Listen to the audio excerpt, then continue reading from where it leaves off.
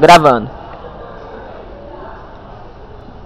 Bom dia, boa tarde, boa noite. Vamos gravar o primeiro episódio do Foca na Direita. E com isso eu vou apresentar os membros. Meu nome é Daniel Piven, eu sou estudante de Engenharia de Produção, estou terminando a faculdade agora. Se apresentem. Bom dia, boa tarde ou boa noite. Para você que está nos assistindo, nós somos, como um amigo aqui do Foca na Direita, que tem por finalidade expandir, difundir, propagar os ideais da direita e como ela vem se posicionando no Brasil ao longo desses anos. Meu nome é Felipe, em breve estarei cursando Direito e atualmente sou vice-presidente do Movimento Conservador. Passo a palavra agora para o meu amigo Cássio Guilherme. Gostaria primeiramente de agradecer a colaboração dos nossos amigos aqui presentes e também dos espectadores desse vídeo que nós começamos a gravar. Meu nome é Cássio Vieira, tenho 21 anos e sou estudante do 5º período de Direito da UERJ. O nosso objetivo com esse vídeo, acho que já foi de maneira muito clara elucidado pelos amigos que falaram anteriormente, e a esse vídeo incumbe justamente elucidar os caminhos que a direita tomou e as perspectivas que virá tomar no Brasil futuramente. Bom, senhores, eu serei o moderador dessa mesa no dia de hoje.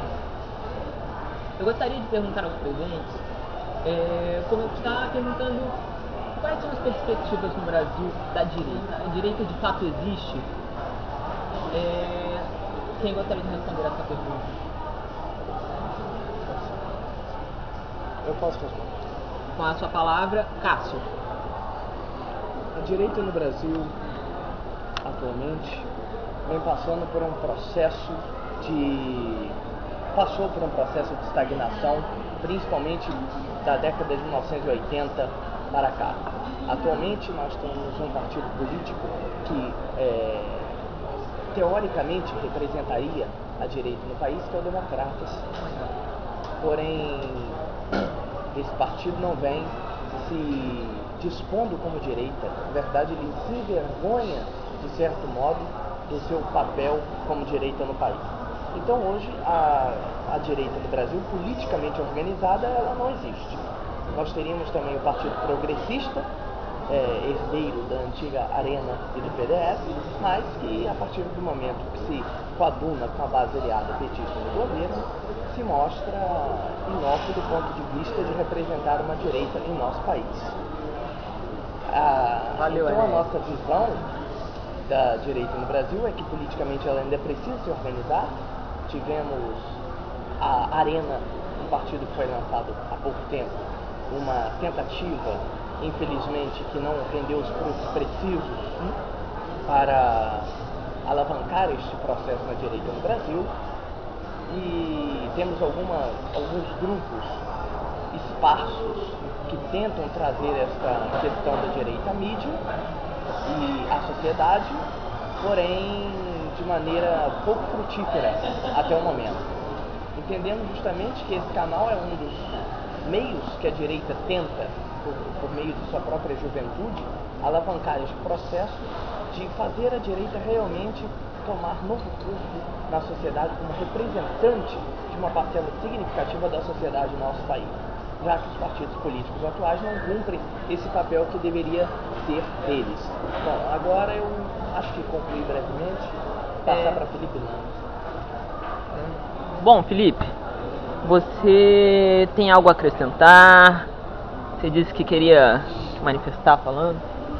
Então, para complementar o que foi dito até aqui com relação à direita, o seu papel, a sua função, né, na esfera política, o que eu venho observando, e certamente você que nos assiste, é que há um entrave para que a direita possa, de fato, exercer o seu papel. E esse entrave se encontra nos meios acadêmicos, nos embargos, as dificuldades impostas, né, por aqueles chamados docentes, né, que muitas das vezes esse embalo se dá tanto ideologicamente, é claro, mas também através da cultura, né, da própria arte, né, no caso a música. Bom, o único meio que nós temos de romper, né, com esse muro, né, essa expressão, seria formar, né, núcleos como o nosso aqui e como muitos outros que já existem por aí. Porém, se encontram sem força justamente devido a essas dificuldades impostas. Certo que, como foi dito aqui, existem, inclusive, não somente a Arena, mas outras legendas, né, na tentativa de estar representando essa ala que é a direita. Basicamente isso que eu acrescentar.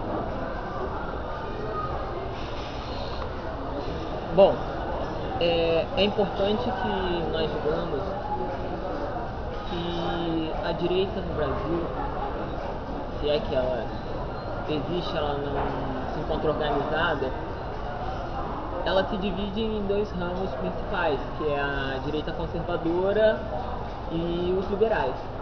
Nesse programa nós vamos tentar contribuir com diálogos construtivos e construir as principais ideias que possam ser utilizadas para o desenvolvimento no contexto do Brasil. Visto que essas ideias não são muito discutidas não somente programas políticos, mas pela mídia em geral, parece que existe algum esforço no intuito de demonizar a direita e não fazê-la presente. Nós estamos aqui querendo fazer um diálogo construtivo e vamos também esclarecer, fazer algumas citações e sugestões de material para leitura ou aprendizado. Vamos começar com algum tema interessante. Gostaria de pedir para os senhores falarem um pouquinho mais alto. Então, eu gostaria de perguntar para vocês qual a perspectiva do Brasil que vocês têm no ponto de vista econômico. O que se pensa sobre os caminhos que estão sendo seguidos? Alguém gostaria de responder essa pergunta? Com a palavra, Felipe Lana. Embora eu não me veja como uma pessoa perita no ramo de economia, sei, porém, que uma carga tributária elevada dificulta e, ao mesmo tempo, faz com que uma pessoa, um empreendedor, né, possa, no caso, descontar, né, e com isso, ao mesmo tempo, é claro, contribuir não só para ele, né, para o seu quadro de funcionário, mas também no tesouro, né, da União, no caso. Até porque é importante colocar, né, isso, como eu falei, não precisa ser perito em economia, mas os leigos, provavelmente qualquer leigo sabe que são os pequenos empresários, chamados microempresários, que contribuem uma parcela significativa, como eu falei, né, com o tesouro da União. Né? E os empregos também, né? E sem falar que são geradores de emprego e renda, certo? Nada contra as grandes empresas, as estatais no caso, mas temos que priorizar os pequenos empreendedores. E ultimamente, com essa elevada carga tributária, né, dos impostos, eles se sentem desacreditados, alguns, né, e vivem à base de muita dificuldade até. Com a palavra, Cássio. O tema abordado sobre a economia brasileira atualmente é um problema que nos preocupa a todos. Como foi muito bem pontuado anteriormente pelo Felipe, o Brasil é um país com alta carga de impostos o que impede investimentos de empreendedores nacionais e estrangeiros em nosso país. Mas a grande questão que me preocupa atualmente é a crise inflacionária que vem a assolar nosso país. As perspectivas para o futuro são muito ruins.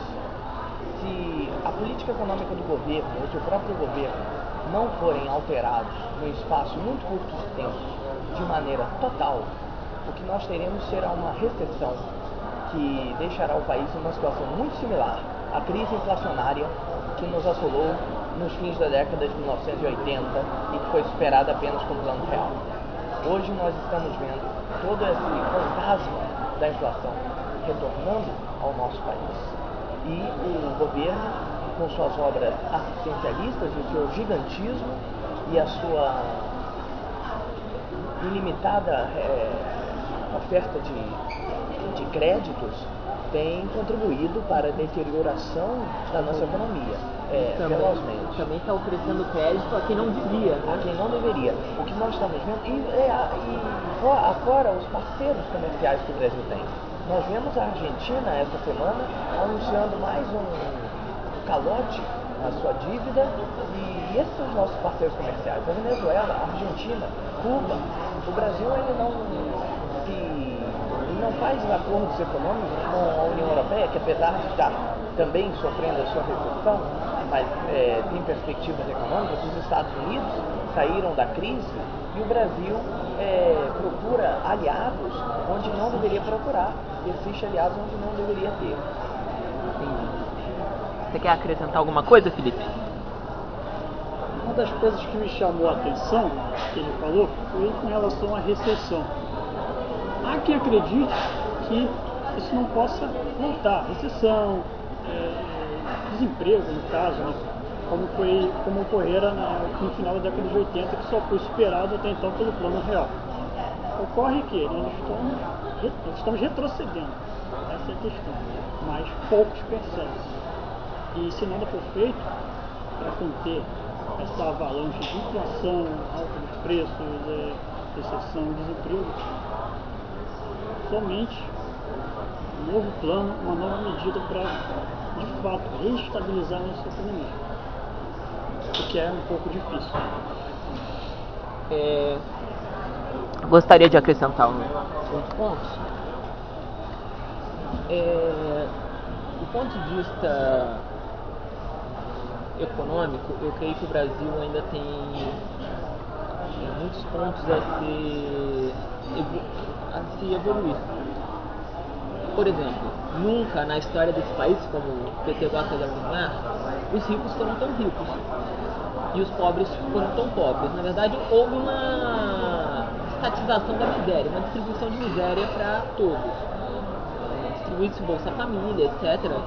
Coisas que foram criadas, na verdade, no governo do Fernando Henrique, mas não se investiu na política de crescimento dessa população. E quando eu digo que os ricos ficaram menos ricos, eu não vejo isso como um problema, mas eu vejo isso como um problema a partir do momento que os ricos ficam mais ricos às custas do dinheiro do Estado. Enquanto houve uma grande oferta de crédito para grandes empresas como as do grupo X, do Eike Batista, Eike ou Ike? Como preferir. Não sei. E é uma oferta de crédito que não tem nexo. Segundo o Senai, em dados recentes, 80% dos empregos no Brasil são feitos por pequenas e microempresas. Então não existe nexo você dar bilhões de dólares para elas, inclusive no período da crise, General Motors, etc. Em vários países elas não receberam bilhões de investimentos. Ford, etc. E que eu saiba, segundo a perspectiva do capitalismo mesmo, como ele deveria ser, o Estado só deveria intervir em ocasiões na qual ele fizesse necessário. As grandes empresas realmente necessitam de um maior investimento? Não, elas já estão muito ricas. Elas têm um ganho massivo da produção de escala deles e elas já têm saúde para concorrer no mercado. É claro que a carga tributária brasileira ela é muito redundante. Você tem imposto quando você compra o material, você tem um imposto quando você vende o material. Você paga impostos sobre impostos. E isso poderia sim receber uma desoneração. Mas o motor de emprego do país, que são os pequenos empresários, eles deveriam ter muito maior acesso a crédito, facilitamento das aberturas de empresas. Entende? Não há como se desenvolver um país com a carga tributária do jeito que está. Vale lembrar que no Chile, se abre uma empresa, só uma observação, no Chile e até mesmo em alguns países aqui da América do Sul, você abre uma empresa em menos de uma semana. Já no Brasil, você não tem essa mesma facilidade, né? Dura meses e quem sabe até um ano, né? Dependendo da pessoa física, no caso. Né? Bom, para complementar esse assunto, eu vou passar para o Cássio, que tem já contato, né, com algumas noções jurídicas, né, acerca dessa questão de abertura de empresas, enfim. Com a palavra, Cássio. Sobre a questão tributária, que não é o meu gancho forte, mas nós sabemos que a carga tributária no país é imensa, a legislação tributária é esparsa, extremamente complexa. Eu uma vez ouvi até de um jurista muito famoso que o direito penal precisava de uma reforma, mas o direito tributário não. O direito tributário precisava ser reconstruído.